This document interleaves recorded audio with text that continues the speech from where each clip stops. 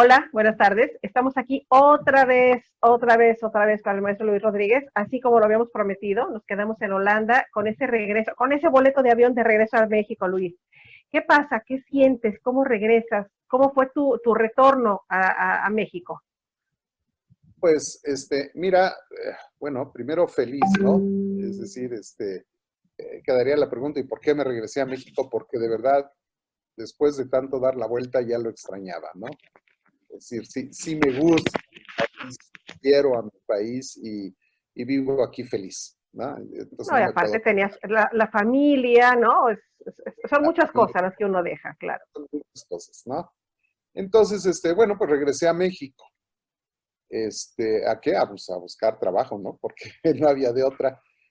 Y tuve la fortuna de que un muy buen amigo, muy querido amigo, Juan Gómez Gallardo, tenía un despacho y me invita a colaborar con él. Me dice, oye Luis, pues ¿por qué no te vienes al despacho? Estoy yo solo y trabajamos juntos.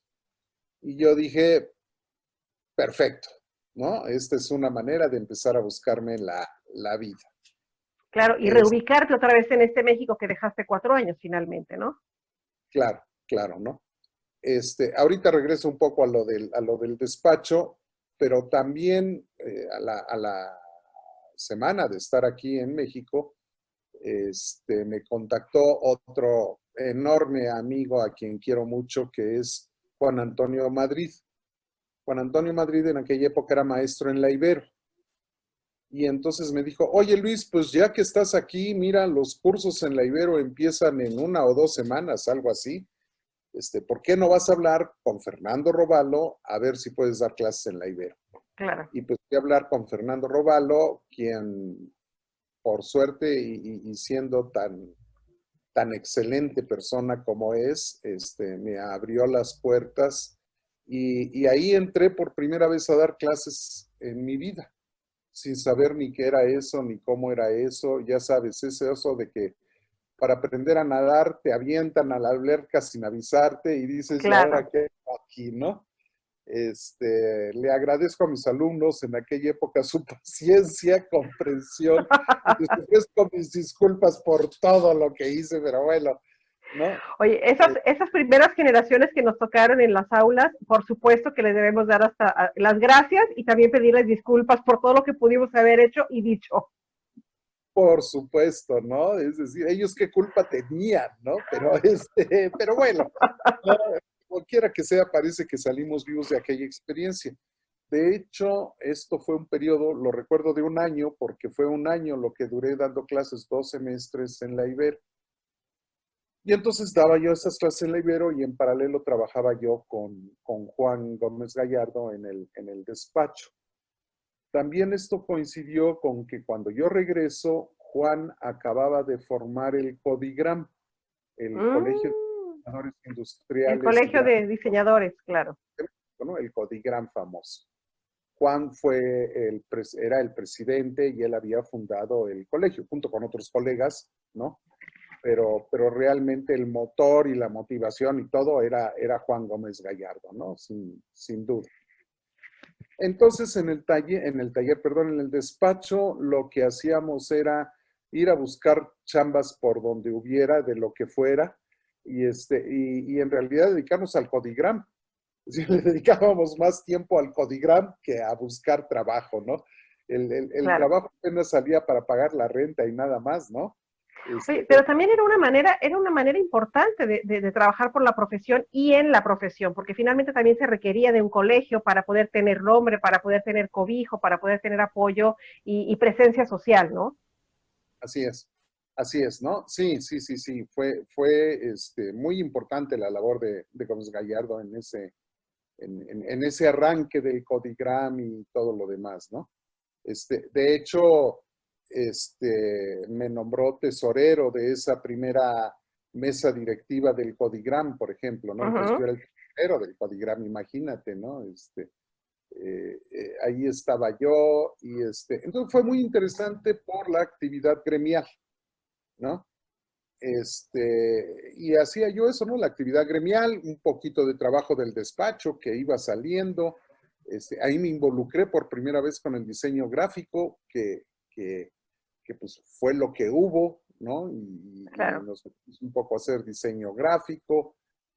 Diseñamos, me acuerdo, unos relojes para una empresa en México. Hicimos algunos trabajos, ¿no? Oye, Luis, aparte ya para esta época estamos hablando de que ya había otras escuelas de diseño industrial, o sea, ya no nada más la Ibero, la UNAM, sino que ya seguramente había otras, y entonces era importante pues el colegio para empezar a unir egresados de diferentes escuelas. Claro. En ese momento por ejemplo, ya estaba la UDG en Guadalajara, ¿no? Que se Ya, funda en el 76. sí, ya fuera de esta chilangocracia que tanto daño le hace a este país, ¿no? Por fin salió el diseño de aquí del DF y se fue y fundaron todo un grupo de, de personas que Claro, que conocen. también de México, de la UNAM, sobre todo salen profesores que van a Guadalajara, claro. Algunos de ellos, ¿no? Y bueno, los recordamos, a todos ellos, ¿no? A Jesús Flores, a Héctor Flores Magón, en fin, bueno, Claro. todo un grupo de Toda una personas. camada, ¿no? Oye, como decía, como dijo algún día, escuché la frase esta de Barroso, ¿no? Que decía, es que nos tocó evangelizar. Ándale, así es, así es. Y entonces, bueno, en esa época ya existía la escuela de Guadalajara y ya estaban, ¿no? Empezando a funcionar las UAM, las dos escuelas de Uh -huh. diseño de la Universidad Autónoma Metropolitana, una en Xochimilco y otra en Y otro Azcapotzalco. Azcapotzalco, claro. De hecho, por ejemplo, Chuy me jalaba y me jalaba a Xochimilco, Ah, es que ¿no? también estuvo, claro, por supuesto. Chuy Virches hizo trabajo también importante en la UAM Xochimilco, claro. Fue uno de los pilares de Sí, la sí, UAM, sí, sí, sí. del diseño en la UAM Xochimilco, ¿no? Y de hecho yo me voy con Chuy, pues, y Chuy para mí ha sido mi gran maestro, ¿no? Y Claro. yo lo seguía y yo estaba con que, Chuy, ¿qué pasó? ¿Me voy o no me voy? Pero ya ves estos procesos de repente, ¿no? Administrativos un poco lentos y espérate Luisito que no ha salido la plaza, te la guardamos, te la ponemos. Total que nunca salió la plaza y por eso nunca pude ir yo a la UAM Xochimilco, si no hubiera estado ahí pegado a Chuy todo el tiempo, ¿no? Claro. En fin, eso no se pudo y Te tocaba estuve, estar en otro lugar. sí, me tocaba estar en otro lugar. Y fíjate que lo tengo así muy claro, fue un año, porque lo mido con los semestres de la Ibero, cuando se publicó en un periódico, se solicita diseñador industrial con maestría. Y yo dije, qué chistoso, ¿y quiénes son estos? Pues yo fui, por supuesto que fui, ¿no? Claro. ¿no?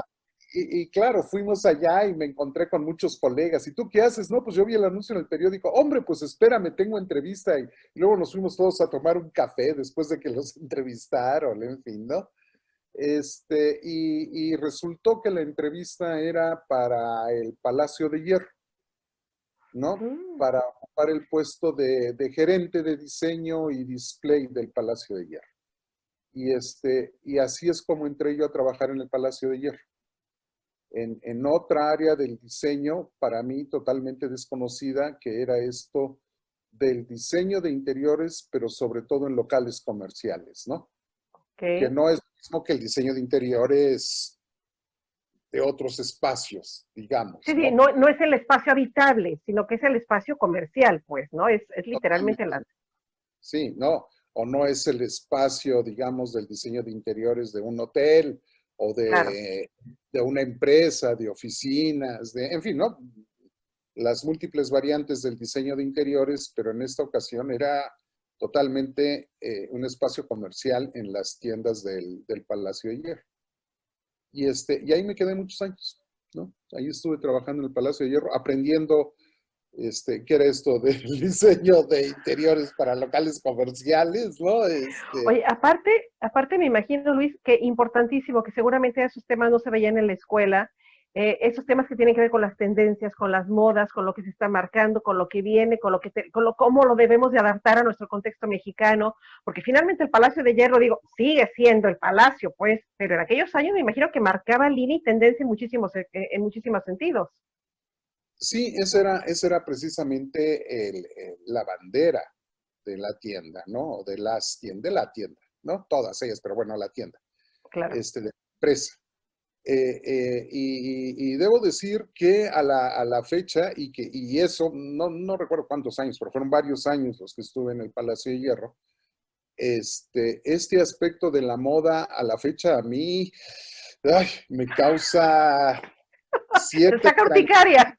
sí, totalmente, totalmente, ¿no? Y en aquella época, pues más, ¿no? Porque además yo vivía en ella y de ella, ¿no?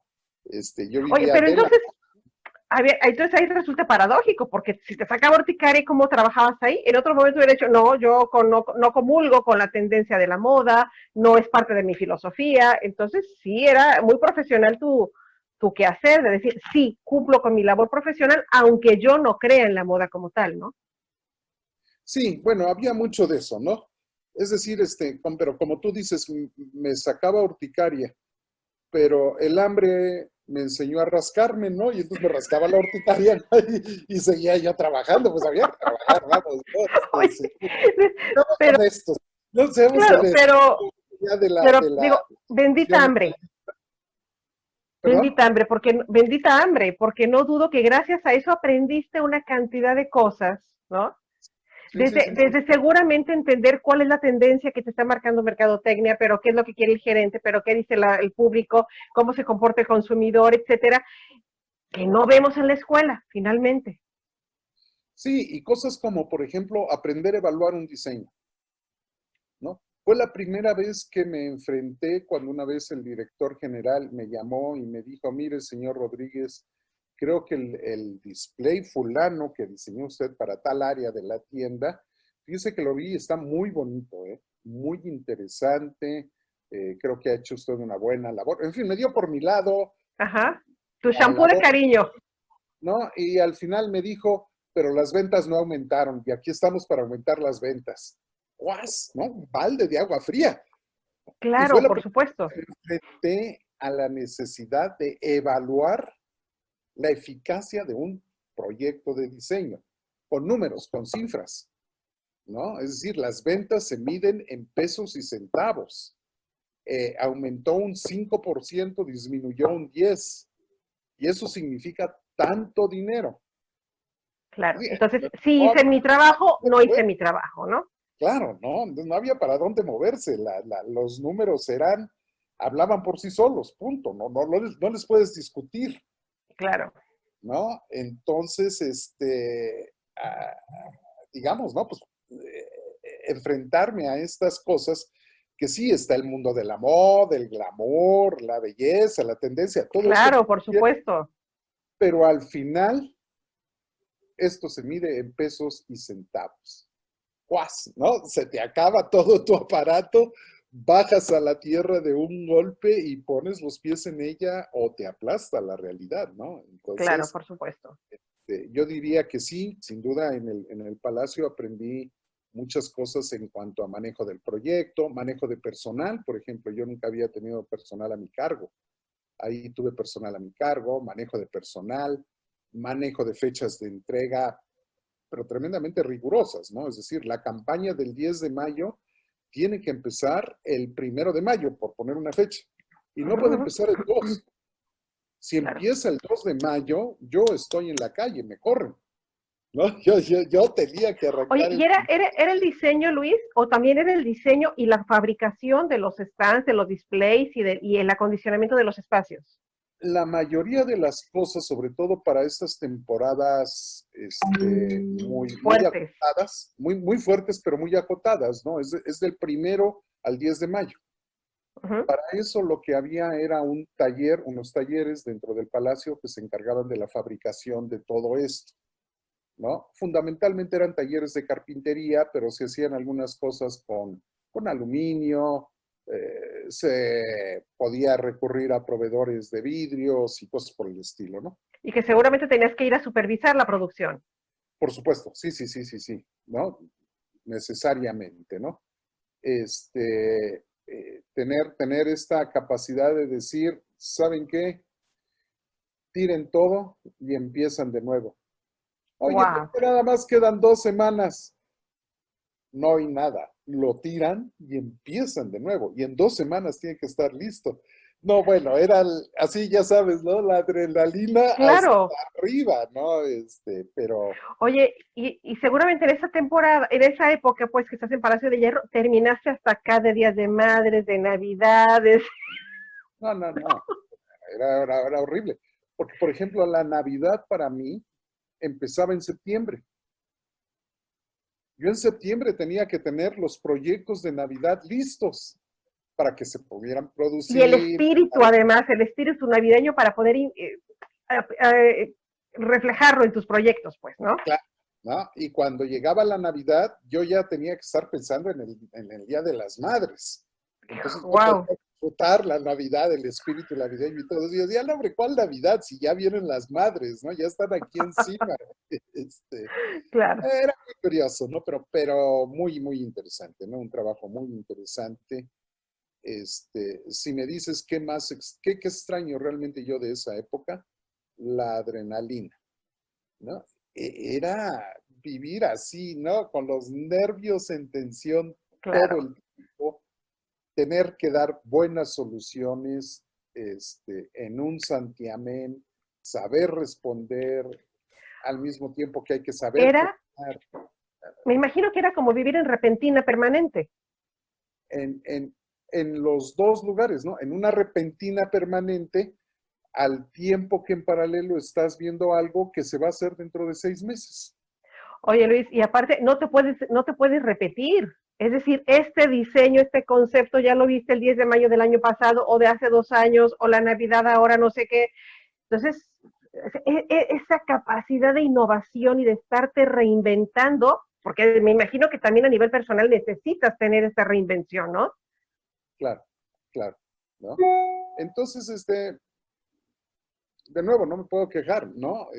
Lo dejé precisamente porque de verdad a mí la moda no es lo mío. Sobre todo esta parte, o sea, entiendo la importancia de la moda, no es que esté en contra de la moda, ni mucho menos, ¿no? Todo esto yo lo entiendo.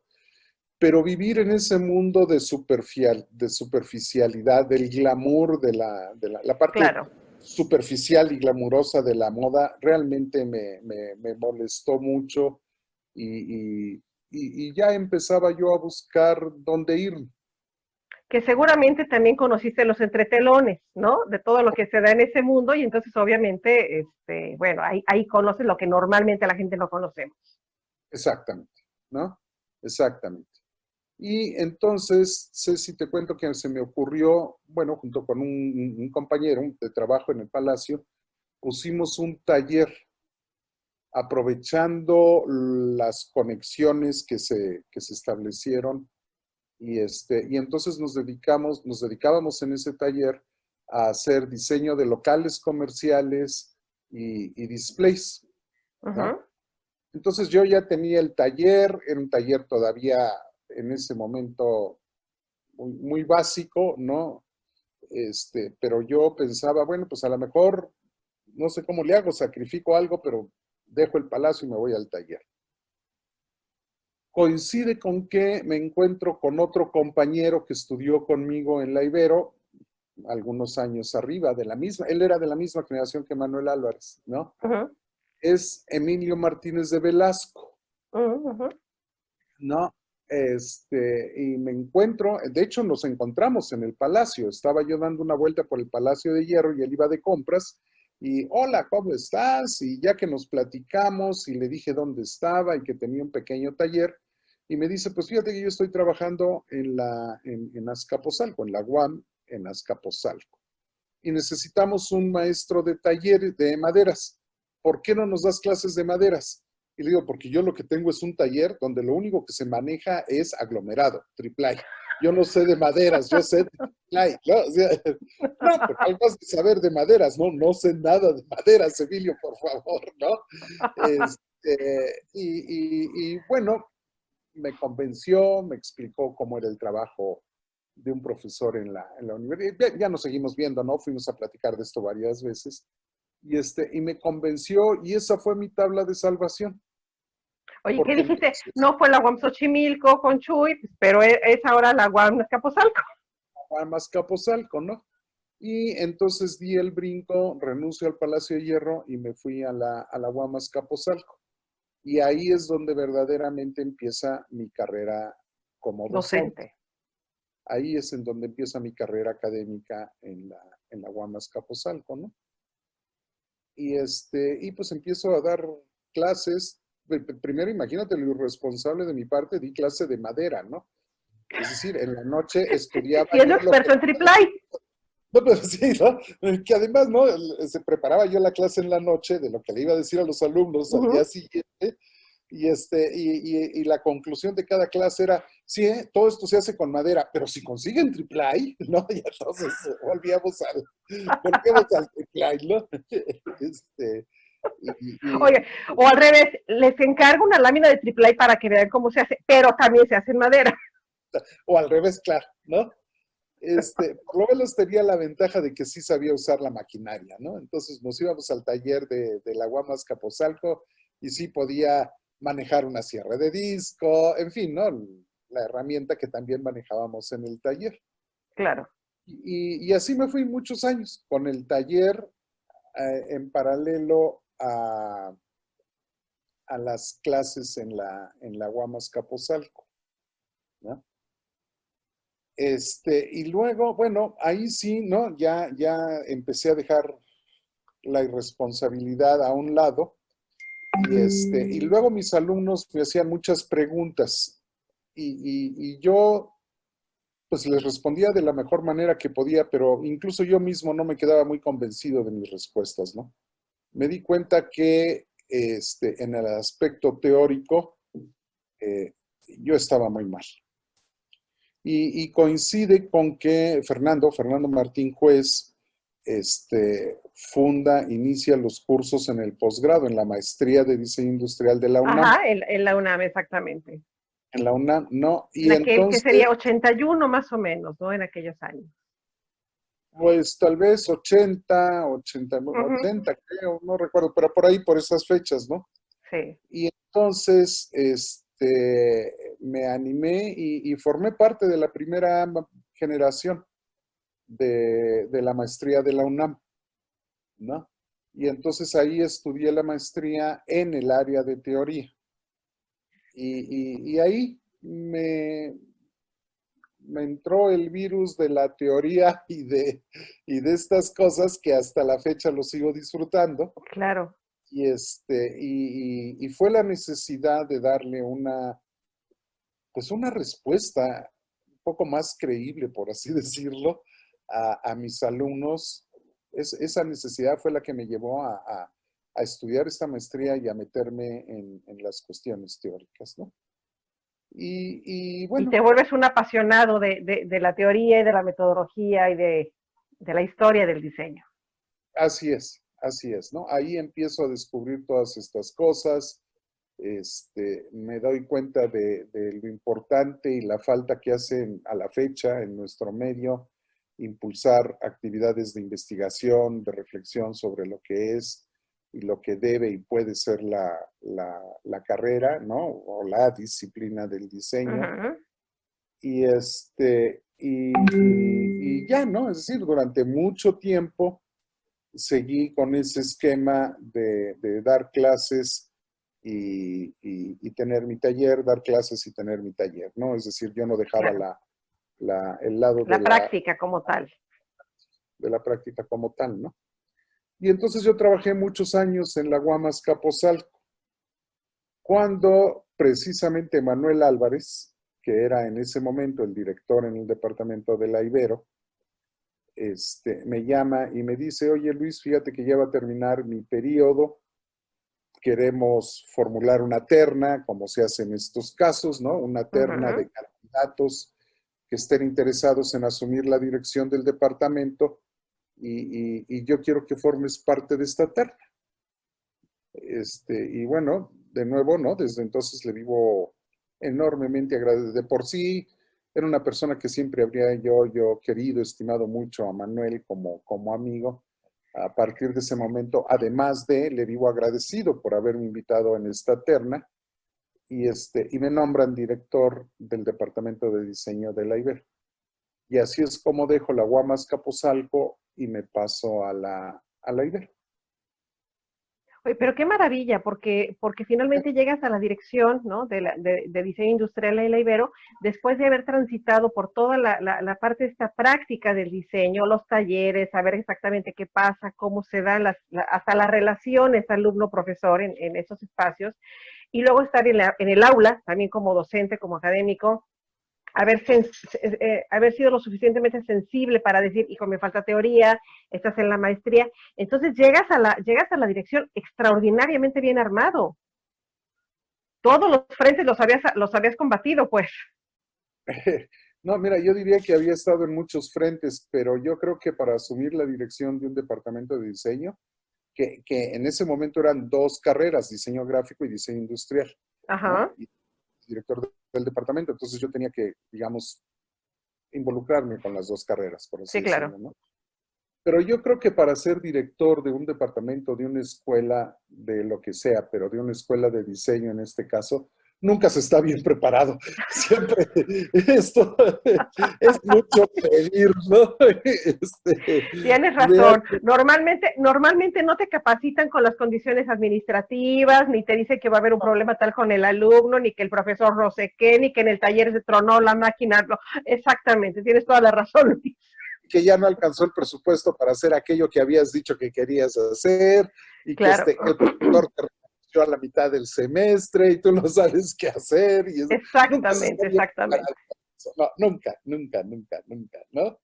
Entonces, yo creo que eso es importante, ¿no? Para mí ha sido muy, muy importante. Y es que cada trabajo, cada lugar en donde he estado, he tenido que aprender algo nuevo, siempre, ¿no? Este, eso, eso, eso es muy importante, ¿no? Incluso el periodo de la dirección fue de 4 años y cuando termino me quedo en la Ibero como profesor de tiempo completo, y eso es otro aprendizaje, ¿no? Porque yo llegué a la Ibero como director, pero nunca había sido yo verdaderamente Profesor profesor. de la Ibero, claro. Sí, Excepto aquel claro, año, pues, que quedó ahí, aquel que, en fin, pero eso no. Entonces, claro. dejar de ser director y aprender a ser profesor de tiempo completo, es otro aprendizaje, ¿no? Sí, sí, por supuesto, claro. Cambia mucho todas las condiciones. Entonces yo creo que eso es importante, ¿no? Que cada trabajo, cada labor es un aprendizaje, Oye, y ¿no? aparte, Luis, yo creo que también importante el haber sido director en tu alma mater, porque finalmente fuiste alumno, sabías más o menos cómo estaba la situación, la historia, ¿no? La trayectoria, y tú de repente llegar a verlo con otra visión, porque cuando uno es alumno a veces es muy cruel. Ya cuando estás en la dirección dices, ah, caray, no, pues a mí se me hacía muy fácil pedir o se me hacía muy fácil hablar. Claro, era muy fácil meterme en la oficina de Fernando Robalo y decir, es que esto debería de cambiar. Y cuando el alumno se presentó en mi oficina y me dijo lo mismo, ¿y ahora qué respondo, no? Claro. ¿Qué se dice en estas circunstancias, no? Sí, exactamente, ¿no? ¿Cuántos Así, años estuviste en la dirección? mira, en la dirección del departamento eran periodos de 4 años. De 4 años. Entonces estuve 4 años. Ok, y luego todo tu proceso ya como docente, ¿no? Y que además sigues haciendo metodología y empiezas, Luis, por ahí también a escribir, ¿no? Que eso también es importante. La parte, Luis escritor, Luis teórico del diseño, Luis ponente, conferencista. Ay, Luis, se nos está acabando la charla y el tiempo. Bueno, la charla no, la charla y mucho. Se nos está acabando el tiempo. Nos quedan unos cuantos minutos. Cuéntanos, ¿cómo es esta incursión tuya en el decir, voy a escribir, voy a empezar a publicar? ¿Qué pasa con esta parte? Digo, que es finalmente también la pública, porque muchos lo conocemos, ¿no? Claro. Mira, esto fue una conclusión, digamos, natural, diría yo, de la maestría que estudié en la UNAM, ¿no? Es decir, igual que todos, yo hice mi tesis, publiqué mi tesis. Me tardé Ujú. mucho tiempo en resolverla porque entre el trabajo, esto y lo otro, en fin, me tardé Qué mucho. tema fue tu tesis de maestría, Luis? Mira, abarcaba yo cuestiones de tipo histórico y un poco de metodología, ¿no? Este, y bueno, tuve mi tesis, nada más tuve mi tesis. Cuando me dijeron, oye, ¿y por qué no ves la posibilidad de publicar tu tesis como libro? Y bueno, le hice algunos cambios, no la edición normal de un documento muy académico a un libro, Ujú. el proceso de edición normal, y así se publicó el primer libro. Mi primer libro es en realidad mi tesis de maestría de la UNAM.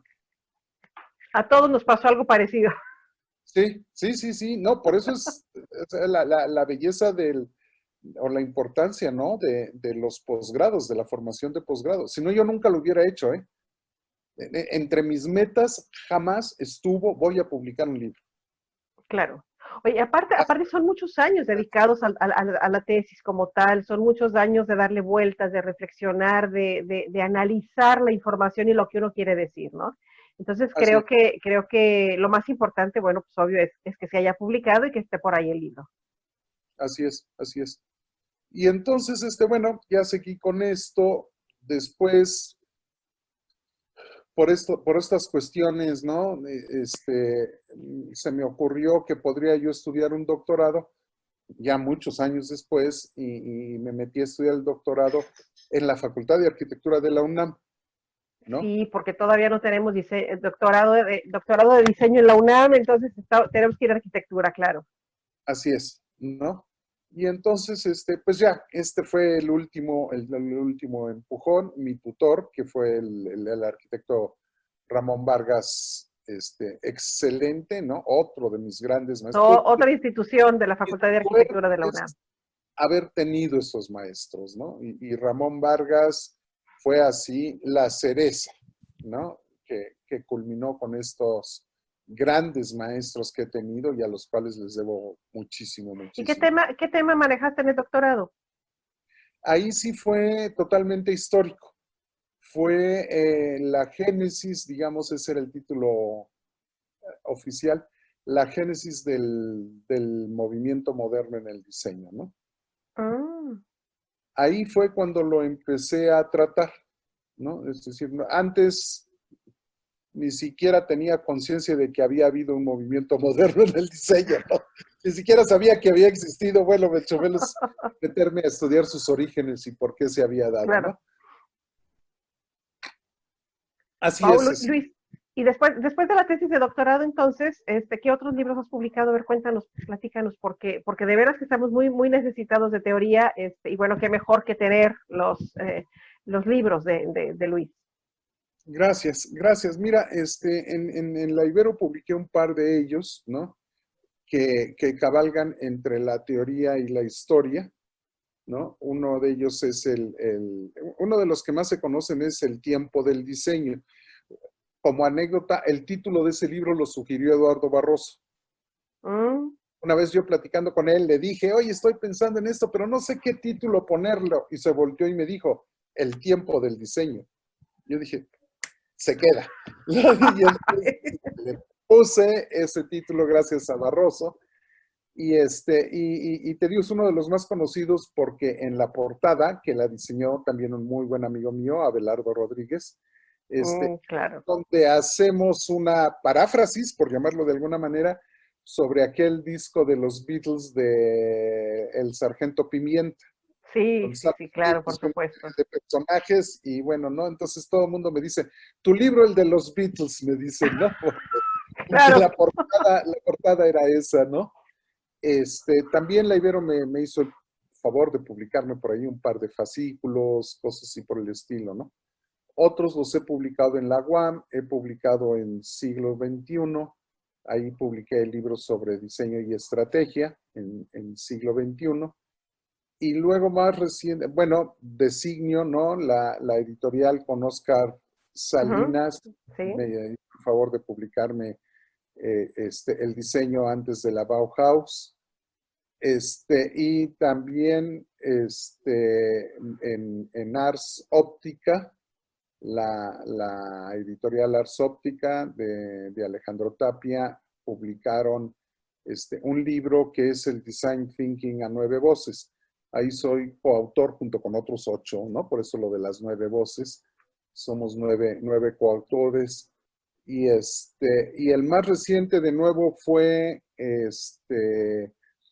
uno de la Guamas Capozalco, donde hago una revisión histórica del desarrollo de los métodos hasta el Design Thinking, precisamente. Wow, que ese debe de estar interesantísimo, ¿no? Desde aquel de Christopher Jones, ¿cómo se llamaba? Sí, Christopher Jones. ¿Cómo era el libro aquel de métodos de diseño? ¿No? Sí es, sí, el de métodos de diseño de Christopher Que Jones. todo el mundo lo traíamos bajo el brazo y decíamos, pues no le entiendo, pero tú hazle como que, pues búscale a ver qué hay. Sí, tú subráyalo, ¿no? Claro, sí, porque además creíamos que los métodos de diseño son como recetas, ¿no? Paso número 1, haga tal cosa. Paso número 2. Hijo, y cada temporada nos van cambiando como el design thinking. Pues sí, son finalmente métodos de trabajo, simplemente visiones diferentes de abordar la problemática, ¿no? Así es, así es. Entonces, pues sí, Ceci, así en pocas palabras, eso es lo que ha pasado, ¿no? Oye, Luis, es que en pocas palabras, de veras, ha sido un par de charlas verdaderamente maravillosas contigo. Creo que las personas que nos hacen el favor de vernos aquí en Face, eh, coincidirán conmigo, que seguramente muchas de ellas no conocían esta parte humana tuya de cómo sales de la escuela y estas vivencias tan ricas que nos acabas de contar. Te agradezco muchísimo de veras todas estas experiencias, porque luego cuando te tiene uno como profesor no tenemos tiempo de que las cuentes ni de entrar a estos entretelones de la vida, ¿no? Estas intenciones de las charlas de diseño son justamente conocer esta parte humana, esta voz, de propia voz y la cara de los creativos, de los diseñadores, no nada más mexicanos, sino latinoamericanos, que ya vamos a empezar por ahí a invitar. Pero entonces, en pocas palabras, Luis, nos faltan muchos temas, porque luego fuiste representante de México a nivel internacional, tuviste también por ahí mucha labor en Brasil, también colaborando en algunas escuelas de diseño. Creo que nos da para otras charlas. Te comprometo a que nos vuelvas a acompañar un día de estos, y seguramente muchísimas de las personas y de tus alumnos y tus seguidores y amigos y compañeros se van a quedar con toda esta interés de saber qué hay más allá, ¿no? Porque de veras, esas experiencias que has tenido creo que son maravillosas, y en una charla de estas se puede aprender mucho. Entonces, Luis, ¿cómo ves? ¿Nos comprometemos para otra charla un día de estos? Hombre, con gusto, de hecho te lo agradezco. Por supuesto que sí. Sí, nos tienes que contar qué ha pasado con Luis en el mundo. Tus alumnos también acaban de ganar unos premios y también tienes que platicarnos de todo eso. ¿Cómo no? Hay mucho, Luis, para rato. Así es. Luis, de verdad, te mando un abrazo totototote desde acá, desde Charlas de Diseño. Ahí estamos, ¿no? Ojalá que pronto me toque ir a México, y me encantará, por supuesto, llamarles, así como te pasé a ti en Birmingham con Chuy, también echar un teléfono y decirle, oigan, ando por aquí, ¿qué onda? Un cafecito. Claro, claro que sí, claro que sí. Luis, pues un abrazote y nos despedimos entonces. Muchas gracias, Ceci, de verdad, mil gracias por esta oportunidad. Un abrazo. Chao.